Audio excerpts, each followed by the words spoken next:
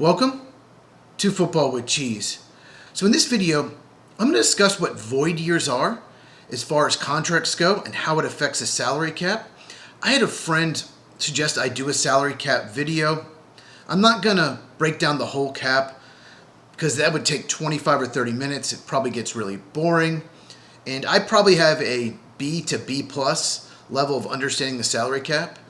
I was probably in the C's before I became a content creator. I've studied it. There's no way I'll ever get to an A because it's very complicated. But first, if you're new to the channel, make sure you subscribe, hit the bell for notifications so you never miss one of my videos, and share this with anyone who loves football because I cover all 32 teams on this channel. Big emphasis on the NFL draft.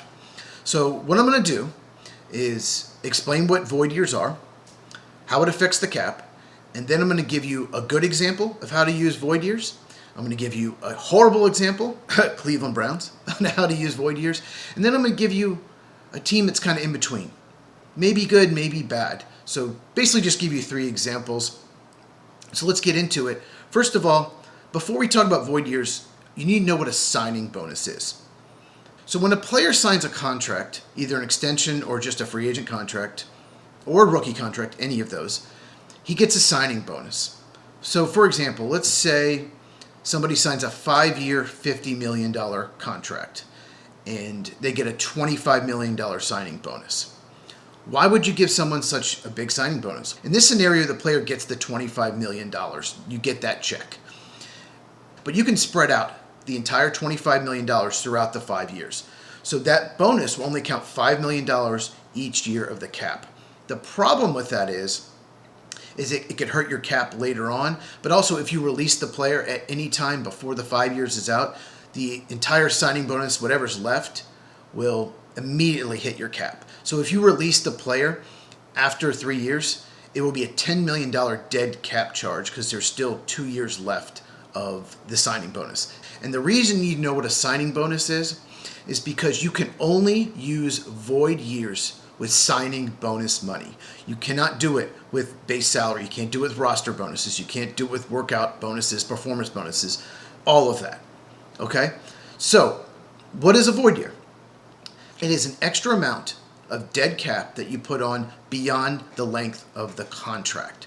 For example, if someone signs a 1-year deal and you trying to fit them under the salary cap, you can take part of the signing bonus and add void years. You can add 1 void year, 2, 3, 4, I think up to 5 years is the maximum, and spread it out on the cap to help your team that year. Some teams use this quite a bit, as we'll see, and some teams just use it for specific players, and I'll go over that in a second. So basically, if someone signs a 3-year deal, you can add 2 void years. You can do it up to 5 years, and it helps you stay under the cap now. But if you do too much of it, you can get in trouble. One more thing about void years before we get into the examples. It can come off your cap if you extend or re-sign the player. And then that new signing bonus will replace the void year. So as long as you extend or re-sign that player, and I'll show you an example in a second, that dead cap hit, because void years are dead cap, it hurts your salary cap in future years, can come off and be replaced by the signing bonus. However, if you don't re-sign the player and don't extend him, it automatically hits your cap and it can hurt you in future years. So let's go over what I think is a very good example on how to use it, and we're going to do the Green Bay Packers. Let me click on them. Here we go. Okay. Yep, they are over the cap this year. Let's just not go into that. Okay, so when they extended Christian Watson to a 1-year extension, he was coming off a torn ACL. And it was a good move for the Packers because he turned out to have his best season of his career, and they control him through next year. But also for Christian Watson, you never know what's going to happen coming off injury, and he got life-changing money. If he never played again, he would have enough money to live the rest of his life. So in 2027, click it there is void years on Christian Watson. Okay, so if they don't re-sign him, they very likely will extend him before the season starts. There's mutual interest. He will count 3.64 against the cap that year. The year after, he'll count 2.46, although it says 0 here. Over the cap's kind of tricky. I'm not sure why it says that, but it sounds like here, dead money, 2.4 million. And then 2029, 1.2 million. So he added void years to his contract to help out the 2026 salary cap, which they need the help because currently they're a little over the cap. But there are ways they can get under. Not going to get too much into that in this video. But I want to draw your attention to this year, 2029. Jordan Love has a $31.5 million cap number, and look, it's a void year. Okay? Why do they do this? Because very likely he's going to sign an extension before then. Of course he will. They're going to keep him. They're going to build the offense around Jordan Love. He's their franchise quarterback. So that cap number will go away once they extend him. And his signing bonus will replace the cap number. So that's a smart way to use it. Someone you know that you are going to extend or re-sign. Now, one thing I need to mention about void years, the player must agree to it, or the agent, for you to use void years. So why would a player do it? First of all, they get paid the same, whether they do a void year or not. The contract remains exact same. You still get the same amount of money. But it's advantageous to a player because the team doesn't want to have that big cap number. So it might give you some leverage in negotiations, especially if they're trying to negotiate before the 2028 season. More than likely, they'll extend Love before then, hopefully. But you don't want to have this cap number, so it gives the agent a little more leverage. One more player I want to mention, Micah Parsons. These are the only three players I've seen them use a void contract on: Christian Watson, Micah Parsons, Jordan Love. Micah Parsons, same thing with Love, $37.8 million cap charge. Very likely, they will extend Micah Parsons well before 2030. Once again, the offense is built around Jordan Love. The defense is going to be built around Micah Parsons. Those are their franchise players on offense and defense. They have the same agent. I think his name is David Mulagata. So once again, it'll give them a little more leverage, but at the same time, it helps the Packers salary cap in 2026, 2027, 2028 by putting this void year on. So it's good for the team, but it's also good for the player because they might have a little more leverage on an extension down the line. So that's how I would use void years. Pick players that you're very likely to extend down the line. That way the signing bonus will replace the void year. For example, Christian Watson, Jordan Love, Micah Parsons. Christian Watson will probably sign an extension this year. Probably in 2 years, Jordan Love. Maybe in 3 years, Micah Parsons. So once again, that's how you use void years. Russ Ball is the salary cap guy for Green Bay, does a great job. I rip Green Bay's front office, president, coach, but they have a very good salary cap guy. Okay, how not to use void years. Let's go to Cleveland. Oh my gosh, this is a disaster. Stop with the ads. Okay. Andrew Berry is the GM. I have a theory why he didn't get fired. He was coming off his best draft, minus taking two quarterbacks that aren't very good, but he did have a very good draft. He got Carson Schwarzenegger, Mason Graham. He got a couple good running backs. Got Harold Fenton Jr. And no one's going to want this job because it's an absolute mess of a salary cap right now. But next year, much better shape. So they might just be able to fire Andrew Berry next year and get one of the top executives out there. But let's talk about void years. This is what not to do. Obviously, Deshaun Watson, disastrous contract. This will be the last year he's on the Browns. They can get out of it next year. But look at this. Joel Bitonio, void year, $23.5 million. Oh my God. David Njoku, $10.8. And he's got a void year in 2027 as well. Wyatt Teller, $10.3. Oh, I'm not done. Jack Conklin, $5.5. Basically, the entire offensive line are free agents. If they don't re-sign them, all this is going to hit the cap. Ethan Posick, $4.3 million void year. Shelby Harris down here, void year, $2 million. What a disaster. And look at all this red. That's cap hits if you release these players. I don't think I've ever seen a worse job by a general manager as far as the cap goes than Andrew Berry.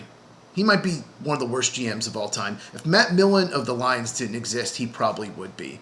Very likely his last year with the Browns. So that is absolutely how you not use void years. I guess when he traded for Deshaun Watson and they made the playoffs a couple years ago, they thought if Deshaun Watson's healthy and returns to his Houston Texan form, that will be good. So let's just go for it in 2024 and 2025. Turns out you're awful. You had not drafted well, except for this past year. You have Myles Garrett, that's great. Deshaun Watson turns out is not only the worst contract of all time, the worst trade of all time, but he sucks. He is nothing like the player that played for the Texans. So this is an absolute disaster. The offensive line, they're going to have to bring in a whole new group, and look at these cap hits. And I just don't see veterans like Bentonio, Teller, Posick re-signing. Jack Conklin. Why would you want to come back to the Browns? They're going to be terrible next year. So that is a great example on what not to do. And one more team I want to go over, kind of in the middle, is the Minnesota Vikings. So their cap situation is bad. I'm not going to get too into that. But there's ways to get under the cap. You can extend Justin Jefferson, get his cap number down, for example. You can release some of these players or renegotiate. Jonathan Grenard, another one, you can extend him, get his number down. You can release Javon Hargrave, save $11 million cap hit. But that's not the point of this video. So look, no void years. This is great. Looks good, right? So let's go to 2028. So we have some void years here, but none of them are devastating. Jonathan Grenard, 3.3. Hawkinson, 1.7. Byron Murphy, this one hurts, 7.2. Not sure if he'll be on the team then, if they'll extend him. He was much better in 2024 than 2025, so that one may hurt. There's a few others down here. Once again, sometimes it says 0 here and then a cap charge there. So over the cap, it's a little confusing. And then you have 2029. Shouldn't be too tough, but there are a bunch of little things here. You have Josh Oliver, 1.4. Josh Metellus, $2 million. Justin Jefferson, $6 million, but very likely he will be extended, and his signing bonus will replace this cap number. So just want to show you 3 teams. Obviously, Kwesi Adofo-Mensah, I got the name right, is no longer there. And I'm wondering, because of the situation in 2026, this $43.2 million over the cap right now, why they have an interim general manager and they're going to hire someone in the summer. Same thing with the Browns. Maybe a lot of people won't want the job because of the mess. And I just don't understand how you can be over the cap when you're not paying a franchise quarterback. But apparently Kwesi found a way to do it. Last thing I want to mention, they have something called the cap calculator. Oh, these ads are killing me. Come on. There we go.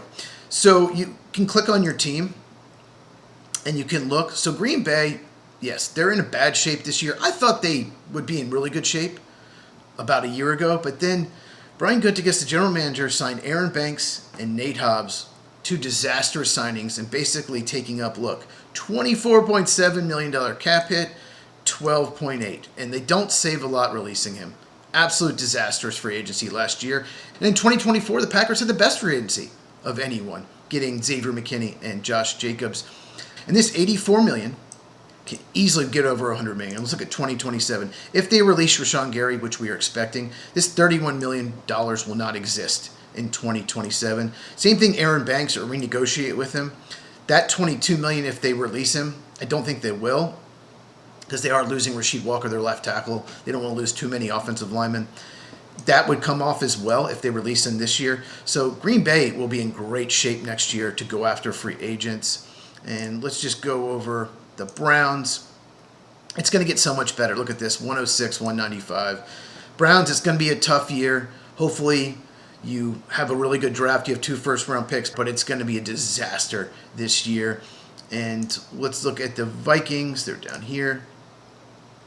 Not going to be easy next year. So that number in 2027, the 59.7, it's not the actual number. Doesn't count any free agents you sign this year. Doesn't count extensions or your draft picks this year and next year. So that's very little cap room right now for the Vikings. But look, 2028, $204 million. A lot of contracts coming off the books.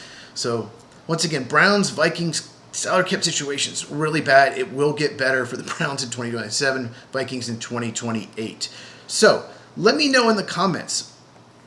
Does this help you understand void years? Do you understand the salary cap a lot better? I just wanted to go over one aspect of void years because a lot of people don't know much about them, and you don't hear about them. You hear about signing bonus, you hear about workout bonuses, you hear about dead money, but a lot of people don't talk enough about void years. And I want to thank overthecap.com. It just makes it much easier as a fan and a content creator to follow the salary cap. So if you enjoyed this, give me a thumbs up. Really helps out the channel. Subscribe, hit the bell, share this with anyone who loves football. Me and Mike, we do the Lights Out podcast every Tuesday night, 8 Eastern, 5 Pacific. Link in the description. We talk baseball, college football, and of course, NFL. We got the Combine this week. I'm going to do some videos on that. And we got free agency in a couple weeks. Me and Mike are very likely doing a free agency special, so make sure you are subscribed and hit the bell.